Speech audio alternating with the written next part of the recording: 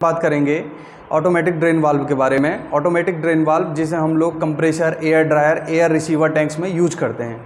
इसको generally use करने का जो मेन मोटिव है वो हमारा मेन मोटिव है कि जो कंप्रेस्ड एयर है उसमें हमारा मॉइस्चर के जो पार्टिकल हैं या फिर जो वाटर ड्रॉप्स रहती हो उसको सेपरेट करना। तो उसको सेपरेट करने के लिए किस तरीके से यहाँ पर ये काम करता है और क्या टाइम सेटिंग होती है, किस तरीके की सेटिंग इसमें करनी पड़ती है, उसके बारे में मैं आपको फील्ड पे जाके दिखाऊंगा। और कंप्रेसर, एयर ड्रायर पर हमारे यहाँ किस तरीके से ये कनेक्टेड है, इंटरकनेक्टेड, कहाँ पर से कहाँ पर कनेक्टेड है, उसके बारे में मैं आपको दिखाऊँगा। तो दोस्तों, जो हमारा हाई प्रेशर एयर होता है उसमें हमारा इवेपोरेशन की प्रोसेस होती है। मींस अगर आप हाई प्रेशर से लो प्रेशर पे एयर को कंप्रेस करते हैं तो वहाँ पर इवेपोरेशन की प्रोसेस होती है। इवेपोरेशन की प्रोसेस जब होगी तो वहाँ पर वाटर ड्रॉप्स बनेंगे। तो वाटर ड्रॉप्स इकट्ठा होके एक जगह पे इकट्ठा मींस हमारे एयर सिस्टम में चले जाएंगे और एयर सिस्टम में जो हमारा सोलेनॉइड वाल्व है, सिलेंडर है, FRL वगैरह है, सब जगह पानी भर जाएगा। तो उसकी पिस्टन में जो सील्स वगैरह यूज होती है तो वो ख़राब हो जाती हैं। तो हमारा उससे हमारे जो न्यूमेटिक सिस्टम में कंपोनेंट जो यूज हो रहे हैं उनकी लाइफ कम हो जाती है। तो इसी चीज़ को देखते हुए हमें ऑटोमेटिक ड्रेन वाल्व का यूज करते हैं, जिससे हमारा वो एक फिक्स टाइमिंग के अकॉर्डिंग या फिर अलग अलग टाइप की जो हमारे ड्रेन वाल्व होती है उसके अकॉर्डिंग उसमें से वाटर को सेपरेट कर ले कंप्रेस्ड एयर में से। तो चलिए दोस्तों, आज मैं दिखाता हूँ किस तरीके के ऑटोमेटिक ड्रेन वाल्व हमारे यहाँ लगे हैं और जो कॉमनली सभी जगह पर यूज होते हैं। बेसिकली सभी जगह पर इस तरीके के ड्रेन वाल्व को यूज किया जाता है। तो उसकी टाइम की सेटिंग भी मैं आपको बताऊँगा और किस तरीके से कनेक्टेड है उसके बारे में भी आपको दिखाता हूँ। चलिए दोस्तों, तो दोस्तों आप जो अभी ये देख रहे हैं यहाँ पर मैं दिखाता हूँ पहले आपको किस किस लोकेशन पे हमारे ऑटोमेटिक ड्रेन वाल्व लगे हुए हैं।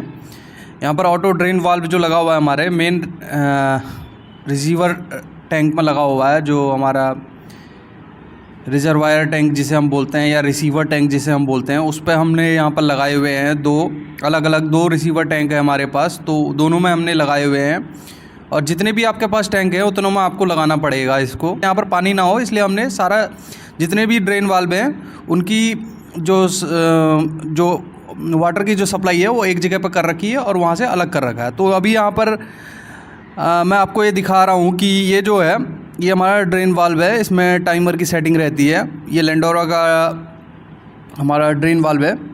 तो यहाँ पर इसमें किस तरीके से सेटिंग करते हैं मैं आपको दिखाता हूँ। इसमें सेटिंग स्टेप्स भी दी हुई है, किस तरीके से सेट बटन दबाना है या ऊपर नीचे क्या दबाना है।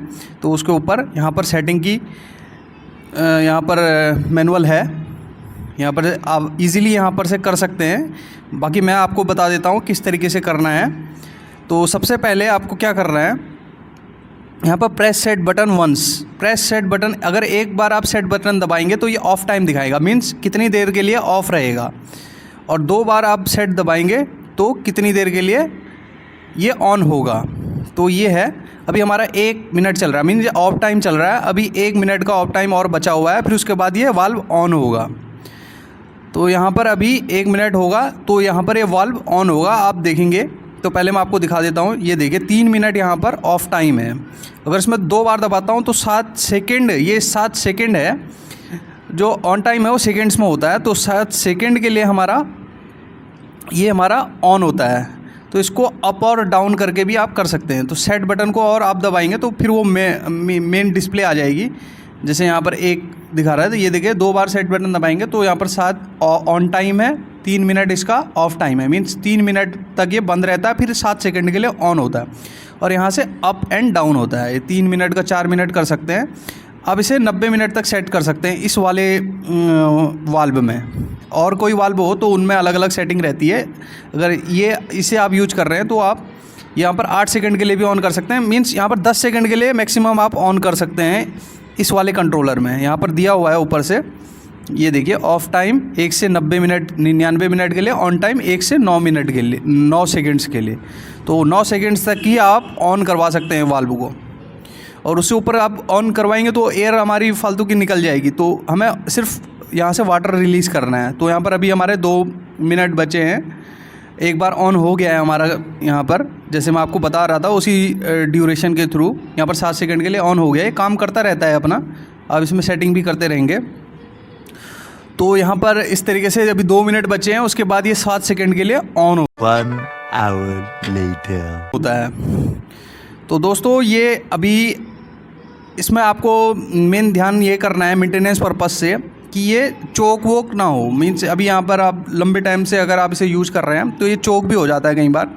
तो इसको प्रॉपर खोल के स्टेनर वगैरह को डीजल वगैरह से साफ़ करके, इसके नीचे एक स्टेनर होता है, उसको डीजल से साफ़ करके और प्रॉपर इसकी मेंटेनेंस रखेंगे तो ये बढ़िया चलता है। तो यहाँ पर टेस्ट भी करके आप चेक कर सकते हैं। देखिए टेस्ट करने में यहाँ पर हमारा पूरा रिलीज़ कर रहा है। अभी हमारा सिस्टम पूरा यहाँ पर हम खोल नहीं सकते क्योंकि यहाँ पर वाटर हो जाएगा, पानी यहाँ पर अगर रहेगा तो फिर यूटिलिटी सेक्शन में सही नहीं रहता है।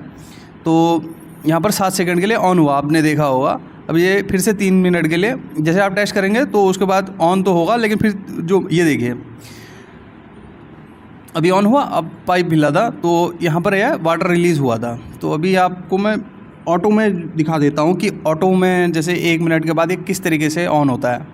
जैसे अभी 3 मिनट चल रहा था, वो तो मैंने टेस्ट मोड में ले जाके आपको दिखा दिया था कि किस तरीके से ऑन होता है। टेस्ट में आप उसी समय चेक कर सकते हैं कि ये वाल्व सही है कि नहीं है। टेस्ट मोड में ले जाके ये देखिए अपने आप ऑन हो गया। 1 मिनट हुआ तो यहाँ पर 7 सेकंड के लिए ऑन हो गया। अब फिर से 3 मिनट आ जाएगा, ये ऑफ टाइम है। अभी 3 मिनट बाद ऑन होगा 7 सेकंड के लिए। तो इस तरीके से यहाँ पर ये काम करता है और ये इसकी सेटिंग्स हैं। दोस्तों मैं इस तरीके के वीडियोस बनाता रहता हूँ और आप लोग भी मेरे वीडियोस को देखें और वीडियोस को लाइक करें, मेरे चैनल को सब्सक्राइब करें। और जानकारी अगर अच्छी लगती है तो सब्सक्राइब तो करना ही चाहिए और शेयर भी करें वीडियोस को अपने टेक्निकल